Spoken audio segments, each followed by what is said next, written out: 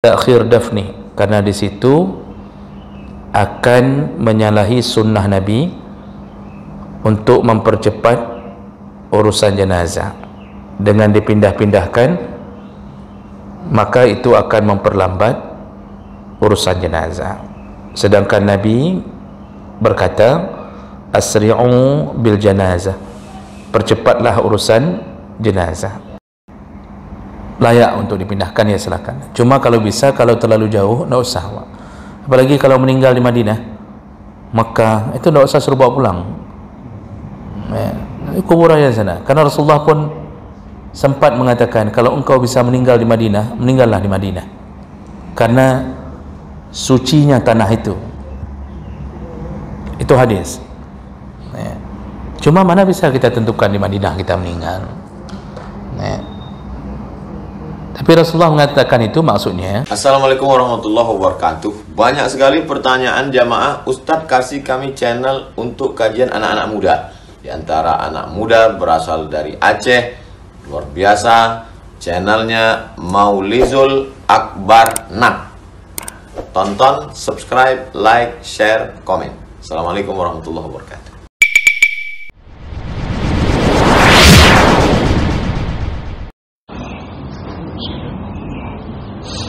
Assalamualaikum warahmatullahi wabarakatuh. Innal hamdalillah nasta'inuhu wa nastaghfiruh wa na'udzu bihi min shururi anfusina wa min sayyiati a'malina. Man yahdihillahu fala mudilla lahu wa man yudlil fala hadiya lahu. Asyhadu an la ilaha illallah wahdahu la syarika lahu وأشهد أن محمدا عبده ورسوله الكريم. اللهم صل وسلم على نبينا المصطفى محمد وعلى آله وأصحابه أجمعين. أما بعد، رب اشرح لي صدري ويسر لي أمري واحلل عقدة من لساني يفقهوا قولي. Segala puji bagi Allah, kemudian salawat dan salam pada Rasulullah, pada keluarga dan seluruh sahabat-sahabatnya. Bapak Ibu jemaah salat subuh yang Allah muliakan, insyaallah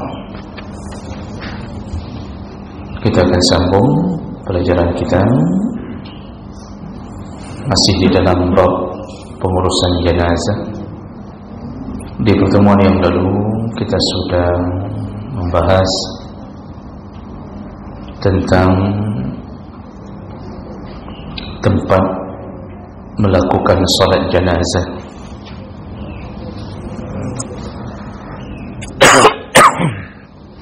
Dan kita mendapatkan ilmu bahwa Rasulullah SAW lebih banyak melakukan salat jenazah di lapangan, artinya di luar masjid. Dan itu berdasarkan beberapa hadis yang sudah kita bacakan, yang mana hadis-hadis itu menyatakan bahwa di masa Nabi sudah disediakan tempat khusus di samping masjid untuk mensolatkan jenazah. Itu yang lebih banyak yang dilakukan Nabi. Lalu timbul pertanyaan kita, bagaimana hukumnya mensolatkan jenazah di dalam masjid? Jadi Nabi lebih banyaknya melakukan di musalla.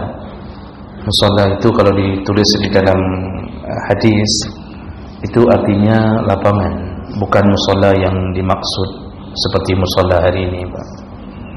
Nah, jadi kalau Bapak Ibu baca hadis musalla itu artinya lapangan. Makanya hadis Nabi tentang salat hari raya, Nabi melakukannya di musalla. Itu bukan musalla yang kita maksud hari ini. Musalla itu artinya tempat salat. Jadi dia di lapangan di luar masjid. Jadi Nabi sholat jenazah lebih banyak di luar masjid. Lalu kita sudah bahas bagaimana hukumnya melakukan sholat jenazah di dalam masjid, membawa jenazah ke dalam masjid untuk mengingatkan ulang kembali. Maka hukum melakukan sholat jenazah di dalam masjid itu ada khilaf di antara para ulama dengan hadis-hadis yang dipakai masing-masing. Kelompok pertama yaitu mazhab Hanafi dan Maliki mengatakan bahwa makruh hukumnya menyalatkan jenazah di dalam masjid.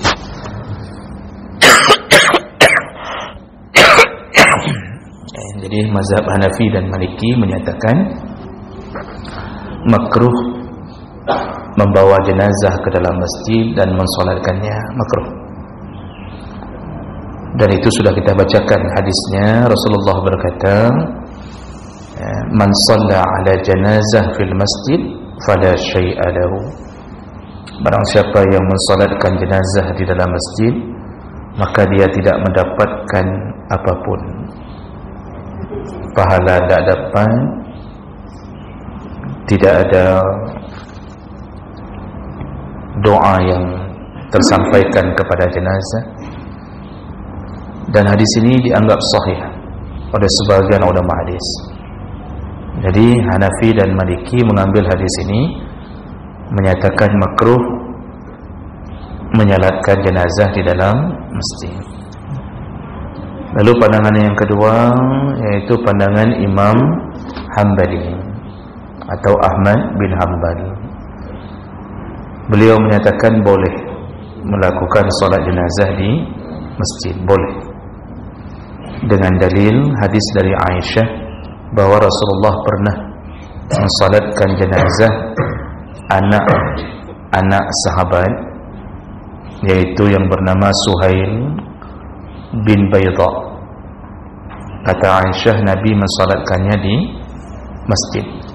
Ini menunjukkan pernah Nabi mensolatkan jenazah di masjid, dan itu boleh. Sedangkan pandangan ketiga yaitu mazhab Syafi'i, menyolatkan jenazah di masjid hukumnya sunnah. Jadi mazhab Syafi'i malah menyatakan sunnah dengan syarat tidak mengotori masjid. Artinya kalau jenazahnya bisa tertumpah darah di masjid, atau ada perkara-perkara misal korban kecelakaan yang darah mungkin tak berhenti-berhenti, itu tidak boleh dibawa kalau mengotori masjid. Tapi kalau aman daripada itu, maka menurut mazhab Syafi'i sunnah mensolatkan jenazah di masjid. Mana dalilnya? Mazhab Syafi'i menyatakan juga sama dalil dengan mazhab Hambali, yaitu hadis riwayat hadis riwayat Muslim tentang kematian anak sahabat Suhail bin Bayda. Jadi oleh karena itu Bapak Ibu, dua mazhab menyatakan makruh. Makruh itu bukan haram, makruh, lebih baik tinggalkan. Dua mazhab menyatakan boleh, bahkan Syafi'i mengatakan sunnah. Inilah tentang salat jenazah di masjid. Baik, itu tadi kita ulang sebentar bagi mereka yang mungkin tak hadir di minggu yang lalu, bisa mendapatkan pelajaran singkat. Lalu kemudian bagi kita yang hadir, maka itu menjadi pengingat kembali. Karena ilmu-ilmu fikih ini kalau tidak diulang-ulang, lupa. Ada yang hadir minggu yang lalu, minggu ini sudah lupa. Ada yang sudah mengaji 20 tahun, satu pun tidak teringat lagi. Nah, itu hal yang biasa, maka perlu diulang-ulang. Kalau kita baca tentang perjuangan para ulama menuntut ilmu, satu kitab itu diulang sampai ratusan kali. Satu kitab itu diulang sampai ratusan kali.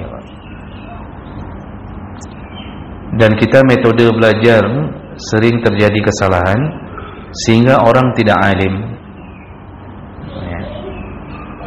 Ketika di pesantren diajarkan berbagai kitab, tapi cuma mencubit-cubit isi kitab. Jadi misal kelas 1, kalau kami di Dayah dulu, di kelas 1 itu pakai kitab Bajuri kalau dalam fikih Syafi'i. Nanti naik ke kelas 3 ganti kitab I'anatul Talibin. Tapi tidak pernah tamat, selalu di bab taharah, masuk kitab lain bab taharah, sehingga betul-betul hanya mencubit-cubit, cubit ini sedikit, cubit sedikit. Yang ada nanti kebanggaan waktu ditanya orang, apa kitab katuk kabuat, kitab apa sudah sampai, oh kita sebutkan nama kitab, ditanya isinya zong, tidak tahu apa-apa, Pak. Makanya itu metode pendidikan yang salah. Satu kitab kuasai beratus kali baca orang alim, lalu tinggal tambah wawasan, menambah kitab yang lain. Jadi kuasai dulu kitab yang paling mu'tabar.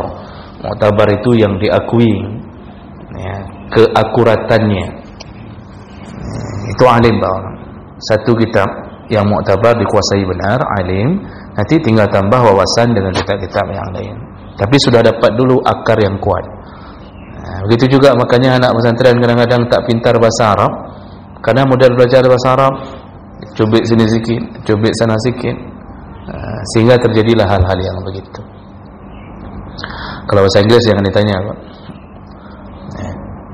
Itu tentu jauh. Baik, kita lanjutkan. Berikutnya kita masuk ke dalam bab yang baru, yaitu dafnul mayyit, tentang tata cara menguburkan jenazah.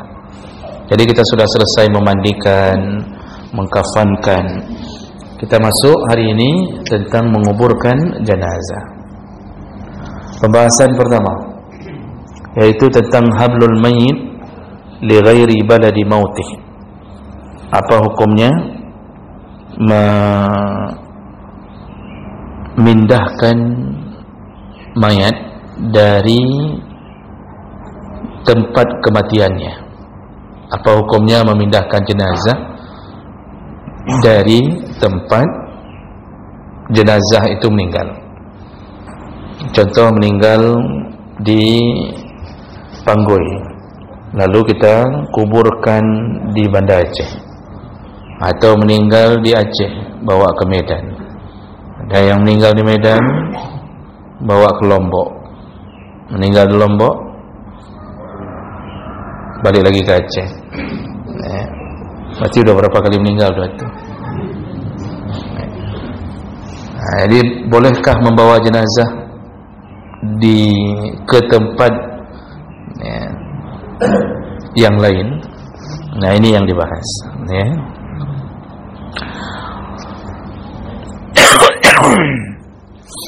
Ada 3 pandangan. Lil fuqaha ara salasah. Ada 3 pandangan dalam masalah ini. Yang pertama, pandangan mazhab Hanafi dan Maliki. Mereka berpandangan bahwa la ba'sa binaqlil mayyit min baladin ila akhar in kana lam yudfan. Tidak mengapa untuk memindahkan jenazah dari satu negara ke negara lain, atau dari satu tempat ke tempat lain, in kana lam yudfan, selama belum dikuburkan. Tidak mengapa, kata mazhab Hanafi dan Maliki.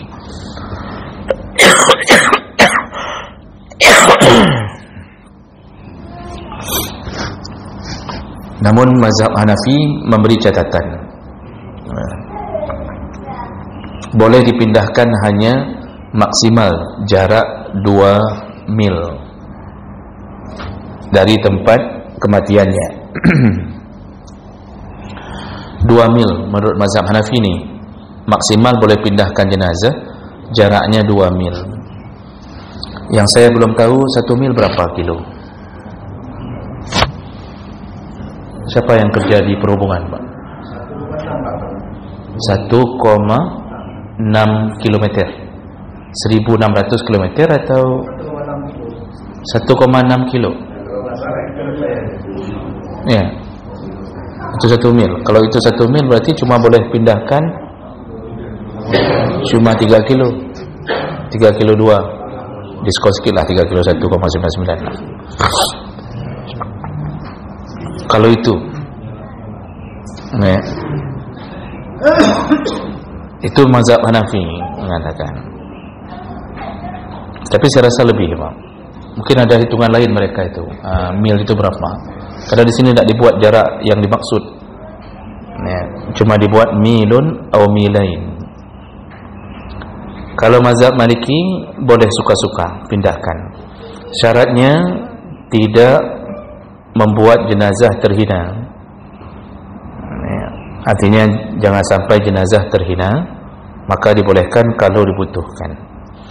Lakin yundab dafnuhu fi jihati mautih, ay fi maqabir ahli makan allazi mata fihi aw qutila. Namun disunnahkan kalau mau pindahkan mayat, ini masih pandangan mereka, itu dipindahkan dari arah kematiannya. Maksudnya kalau meninggal di sini, kemana arah kiblat, maka ke arah kiblat itu yang disunnahkan untuk dipindahkan. Jadi ini pandangan pertama tentang memindahkan jenazah. Mana dalil yang mereka pakai?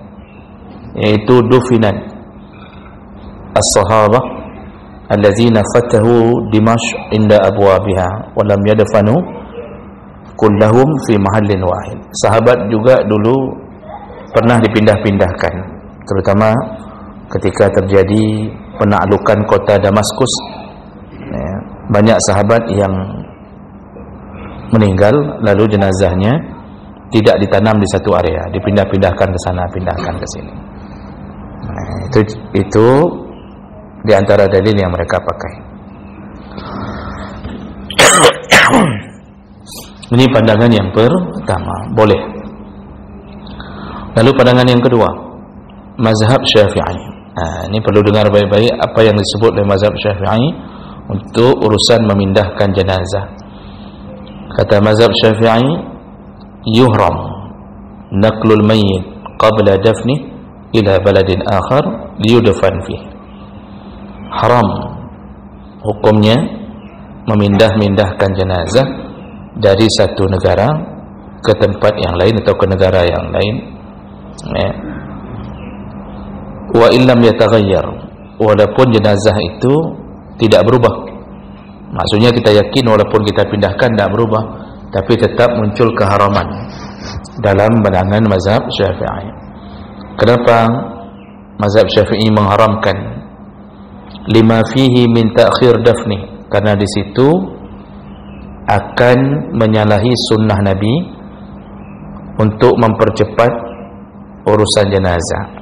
Dengan dipindah-pindahkan, maka itu akan memperlambat urusan jenazah. Sedangkan Nabi berkata, asri'u bil janazah, percepatlah urusan jenazah. Itu alasan pertama berdasarkan dalil itu. Kemudian yang kedua, wa minat ta'rid li hitqi hurmati, dengan memindah-mindahkan jenazah otomatis juga telah menghilangkan kehormatan jenazah. Bagaimana menghilangkan kehormatan? Bawa sana, bawa sini, kemudian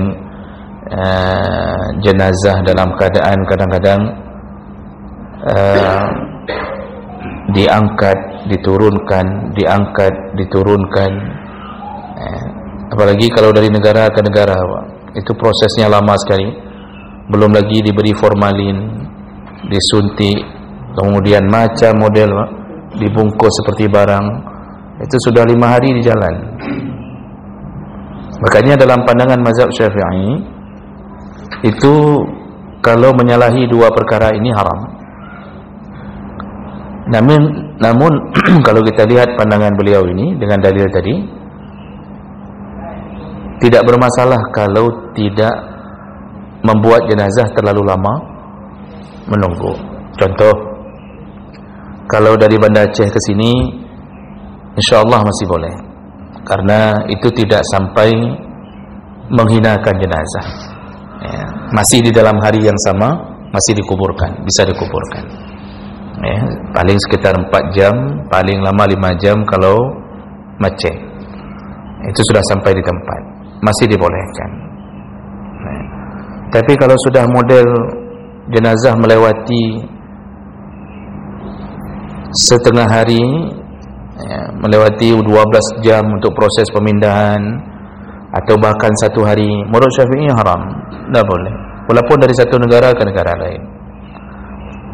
Yang membolehkan tadi mazhab Hanafi dan Maliki. Jadi kadang-kadang kita ini kan tidak konsisten kadang-kadang. Kalau ada orang yang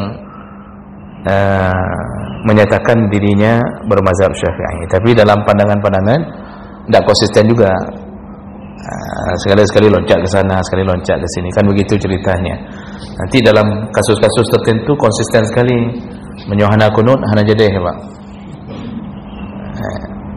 Begitu juga dalam pandangan mazhab lain. Itu dalam kasus tertentu konsisten sekali, tapi waktu sudah masuk ke area-area yang lain malah tidak ikut mazhab dia, malah ikut mazhab lain. Jadi ini banyak terjadi proses pemulangan jenazah, misal dari Malaysia, itu butuh waktu kadang-kadang sampai lewat 1 hari. Ya, proses pemulangan, kemudian sortirnya. Ya.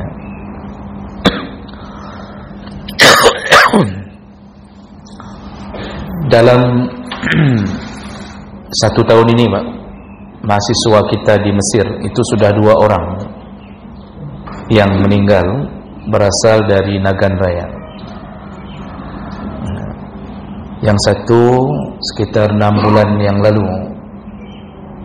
perempuan mahasiswi sakit di Mesir lalu meninggal, juga dibawa pulang ke Nagan Raya. Itu 5 hari baru sampai ke Nagan. Minggu lalu salah satu mahasiswa juga Nagan Raya meninggal. Ini anaknya Saleh. Anaknya Saleh ketika menuju salat Isya dari kos-kosannya, mau salat Isya ke masjid, lalu jatuh batu batako, jatuh dari gedung yang tua sekitar 2 atau 3 lantai itu, jatuh tepat di atas kepalanya. Dan kami dikirimkan video ketika beliau tercampak di jalan, dibantu tolong oleh orang-orang Mesir. Itu pingsan langsung di tempat. Batunya masih ada, Pak. Batu batako yang muda rayu, ya. Bukan sebesar batu bata kita, yang 2 kali batu bata kita besarnya. 3 hari dirawat di rumah sakit, sempat sadar 1 hari, kemudian meninggal dunia. Hari Kamis yang lalu meninggal dunia. Bawa pulang ke Nagan. Itu mencapai 4 hari lah, atau 5 hari. Nah, kalau dalam urusan seperti ini, kalau menurut mazhab Syafi'i, ya lebih bagus jangan, kuburkan saja di mana dia meninggal. Kecuali memang keadaan darurat. Contoh, kita meninggal di tanah orang kafir, meninggal di Amerika, meninggal di tanah orang-orang yang bukan muslim, sedangkan salah satu perkara yang dilarang yaitu menguburkan jenazah muslim di pekuburan orang kafir, itu dilarang. Sepakat para ulama mengatakan itu dilarang. Lalu kalau kita meninggal di tanahnya orang kafir, ya tentu keadaan itu mungkin kita akan dikuburkan di pekuburan kafir. Di saat seperti itu dibolehkan untuk membawa jenazah. Jadi kondisi-kondisi darurat silahkan. Tapi kalau tidak darurat sekali, Pak, pilihan yang paling utama adalah menguburkan di tempat dia meninggal. Tahun kami berada di Mesir tahun 2000, dari 1999, tahun 2000-nya ada kejadian anak-anak Jawa Tengah 3 orang meninggal kecelakaan. Mahasiswa Jawa Tengah 3 orang meninggal kecelakaan. 3-tiganya dikuburkan langsung di Kairo. Jadi tidak dibawa pulang. Dan tentu dalam pandangan seperti ini itu yang lebih utama. Walaupun tidak masalah mau bawa pulang, tapi lebih utama. Kenapa? Kalau sudah bawa pulang pasti akan memperlambat urusan. Jenazah itu kan harus dibuat supaya tidak berubah, ya disuntik, diformalinkan, macam-macam, sehingga itu sudah melewati ukuran syariat. Nah, jadi kalau bisa ya jangan lakukan seperti itu. Berikutnya, terakhir pandangan mazhab Hambali. Mazhab Hambali mengatakan as-sunnah dafnul mayyit fi makan sur'ihi atau mautihi. Yang lebih sunnah, lebih utama adalah menguburkan jenazah di tempat dia meninggal, di tempat dia dicabut nyawa dan dia meninggal. Berdasarkan hadis Nabi sallallahu alaihi wasallam, tudfan al-ajsad haitsu tafidhul arwah. Jenazah itu dikuburkan di mana dia dicabut nyawanya. Karena masalah tempat cabut nyawa itu telah ditentukan oleh Allah. Sehingga Allah mengatakan di antara 5 perkara gaib yang orang tidak tahu adalah wa fi ayyi ardin tamut. Kamu tidak tahu di tanah mana kamu meninggal. Jadi tanah tempat kita meninggal itu telah ditentukan Allah. Kalau kita harus meninggal di tapak Tuhan, maka kita akan hantarkan badan ini ke tapak Tuhan. Walaupun kita KTP Panggoi, kalau wajib meninggal di tapak Tuhan, maka kita hantarkan badan. Caranya macam-macam, Pak. Bisa jadi rekreasi atau rihlah, rihlah komplek ke tapak Tuhan. Rupanya meninggal, ada kecelakaan, meninggalnya di sana, maka itulah tanah yang dipilih Allah. Kalau meninggal di Mekah, Madinah, di mana saja, itulah tanah yang dipilih Allah. Dan wajib berangkat, pasti berangkat untuk menghantarkan tubuh ini meninggal di tempat tersebut. Itulah takdir Allah. Baik, jadi dari pandangan yang sudah kita bacakan tadi, jadi mazhab Hambali mengatakan lebih bagus kubur di mana meninggal. Sehingga Rasulullah menguburkan jenazah perang Uhud. Jadi jenazah syuhada Uhud itu sebagian sudah dibawa ke Madinah. Jadi begitu dibawa ke Madinah, Rasulullah mengatakan kembali, bawa balik ke Uhud. Bawa balik ke Uhud semuanya, lalu dikuburkan di Uhud. Dan itu berlaku untuk semua. Lalu ditambah dengan hadis Aisyah. Aisyah radhiyallahu anha itu punya saudara seayah seibu, yaitu Abdurrahman. Ini Abdurrahman bin Abu Bakar. Ini saya kurang tahu pasti adiknya atau abangnya, tapi saudara kandung. Jadi dari mama Aisyah ni, saudaranya Aisyah dan Abdurrahman. Nanti dari mama lain ada Asma. Asma binti Abu Bakar, mama yang berbeda. Maka dari dulu itu banyak mamak biasa, Pak. Kita aja hari ini yang luar biasa. Begitu ditanya berapa mamak? 2. 2 mamak, kata dia. Padahal dari dulu biasa aja. Maka Bapak Ibu, biasakanlah ini. Janganlah. Ibu-ibu udah gigit-gigit semua. Santai, Bu. Bapak-bapak yang banyak bilang itu biasa tidak berani. Yang bahaya itu yang diam-diam, yang tidak bilang apa-apa. Cukup bahayanya. Diam-diam sudah ada lagi, diam-diam sudah ada lagi. Tapi yang suka menggertak-gertak itu biasanya tidak ada. Maka ibu beruntung kalau punya si bapak yang suka menggertak-gertak. Yo kamu kawin dah ini, kamu kawin dah ini. Itu mati hang kamu kawin dah ini apa? Ya. Tapi hati-hatilah kepada yang diam-diam saja.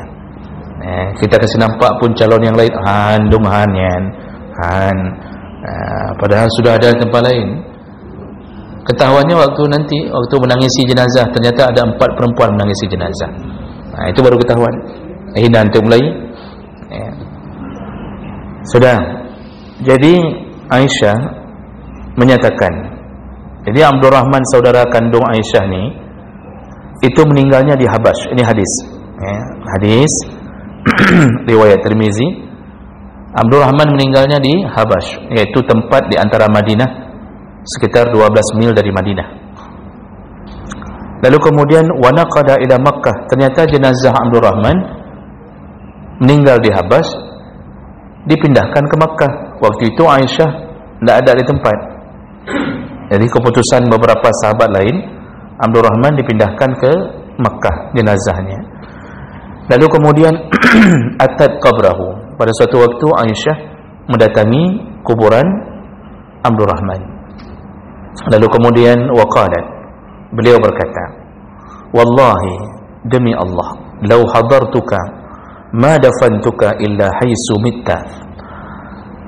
Dia Aisyah ngomong, yang ngomongnya di depan kuburan itu waktu ziarah, demi Allah, kalau aku ada di sisimu ketika engkau meninggal, sungguh aku tidak akan mengizinkan engkau dikuburkan kecuali di tempat engkau meninggal, kata Aisyah.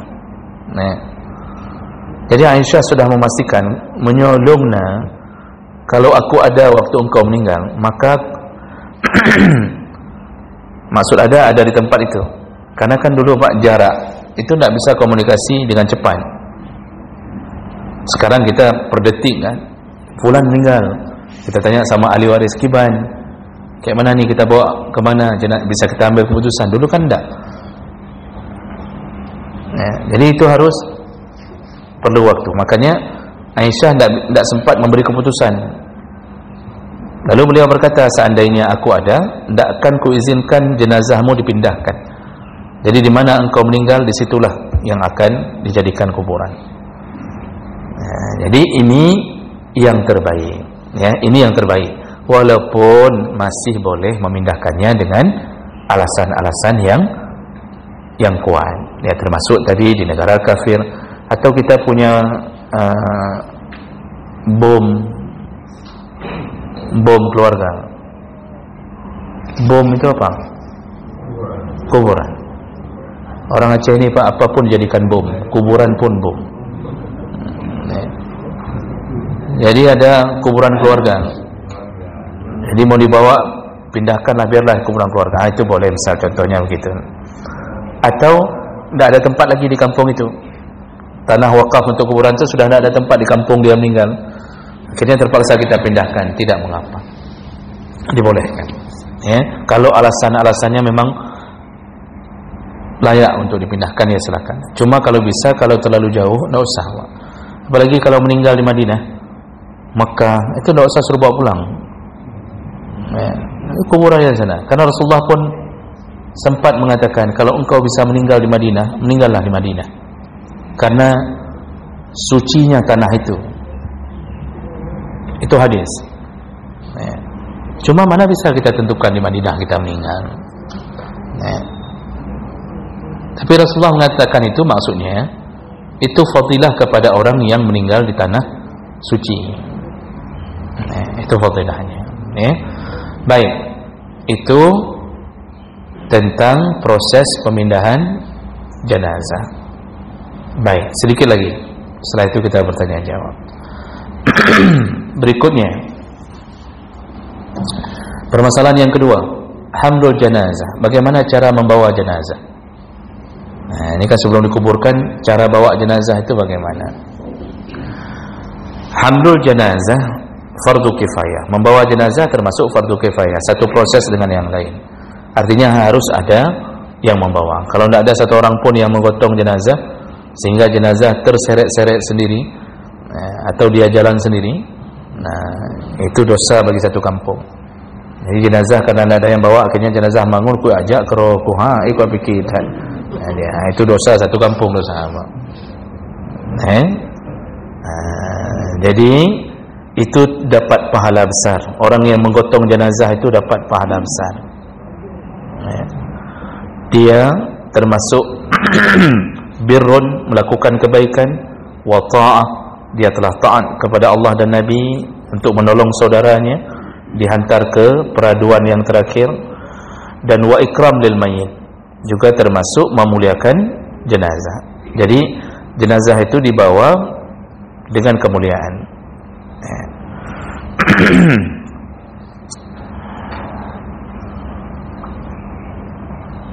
Dan membawa jenazah haram hukumnya dengan keadaan berbentuk pelecehan atau tidak hormat kepada jenazah sama sekali.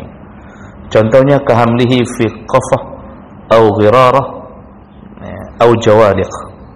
Contohnya membawa jenazah dengan memakai kantong. Artinya kita tidak buatkan kerenda untuk bawa.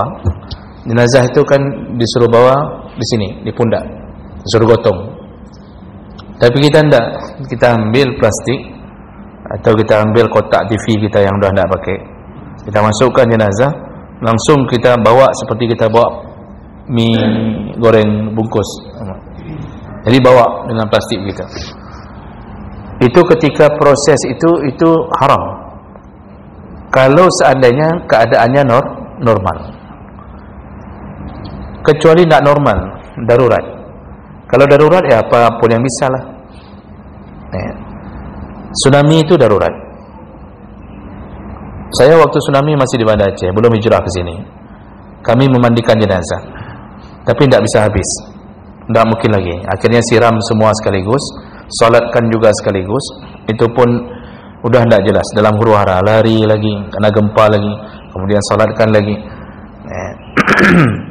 Dan ketika diambil jenazah itu Pak dengan truk beko, itu memang betul-betul kalau dalam keadaan normal haram. Disuduk apa bahasa Indonesianya? Disuduk orang beko. Apa bahasa Indonesia suduk? Dikerok, nah bukan dikerok Pak. Suduk itu disodok. Macam kalau disodok orang Indonesia ambil dari bahasa Aceh nanti itu Pak. Jadi dengan beko tu Pak, dengan sendok beko tu disuduk, cocoknya disuduk memang, disuduk. Diambil beberapa jenazah langsung, itu jenazahnya tersangkut-sangkut Pak. Tersangkut di di ini beko tu. Jari-jari beko tu Pak. Ada yang anak-anak bayi segala macam itu tersangkut kayak sampah. Subhanallah. Rata nangis waktu diangkat jenazah itu. Tapi darurat, tidak bisa lagi dibawa satu-satu. Jadi jenazahnya sudah terjagang-jagang, apa bahasa Indonesianya lagi itu? Sudah terjagang, sudah keras begitu Bang. Susah, bahasa Indonesia susah, tidak mampu mencakupi bahasa Aceh. Sudah keras begitu, sudah tidak mungkin lagi kita bawa satu-satu. Itulah cekang bahasa Aceh juga.